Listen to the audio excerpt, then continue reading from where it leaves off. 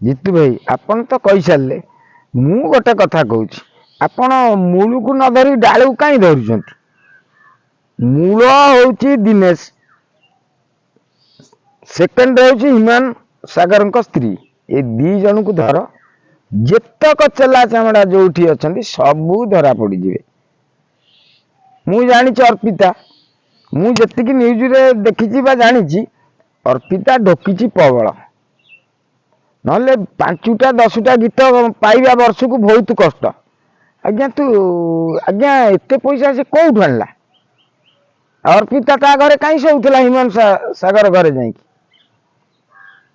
କିଛି ଆ ଭିତରେ ରହସ୍ୟ ଅଛି ସାଙ୍ଗମାନେ। ଅର୍ପିତା ବି କଳାକାର ଗୋଟା ସାଂଘାତିକ। ଆପଣ ମାନେ ଦେଖୁଥାନ୍ତୁ, ଏ ଭିଡିଓରେ ତ ଦେଖିଥିବେ ଜାଣିଥିବେ, କିନ୍ତୁ ଏଟା କେତେ ଦୂର ସକ୍ସେସ୍ ହଉଛି ଆମେ ତ ଏପର୍ଯ୍ୟନ୍ତ କିଛି ସକ୍ସେସ୍ ପାଇଲୁନି। ଆଜିକି 8 ଦିନ ହେଇଗଲା କିଛି ସକ୍ସେସ୍ ପାଇଲୁନି। ଆଉ ଦେଖିବା, ଦେଖାଯାଏ ଆଗକୁ କୋଉ ମୋଡ଼ ନଉଛି।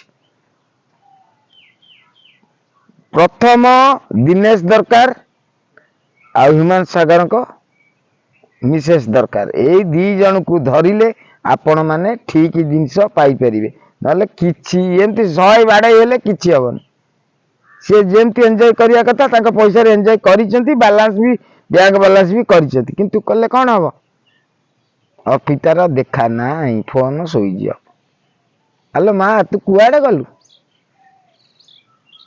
ଟଙ୍କା ଏମିତି ଅଭାବ ପଇଲା, ତମେ ଲାଷ୍ଟକୁ ଏଇଆ କଲ? ଛି ଛି ଛି ଛି ଛି। ତୁ ବା କୁଆଡେ ଗୋଟେ ସିଙ୍ଗର। କି ସିଙ୍ଗର? ବର୍ଷକୁ 10ଟା କାମ ମିଳିବା ତତେ କଷ୍ଟକର, ତତେ କେହି ଚିହ୍ନି ନଥିବେ। ଏଡେ ବଡ ସିଙ୍ଗର ଥାଇକି ଦେଖା ତାର ଘର ବଖରେ ନାହିଁ।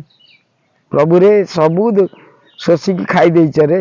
ଧର୍ମ ସହିବନି ରେ ଅର୍ପିତା ତତେ। ସେ ଦିନେଶ ଧରା ପଡିବ ନିଶ୍ଚିନ୍ତ। ତମେ ଦିଟା ଯିବ କୁଆଡେ?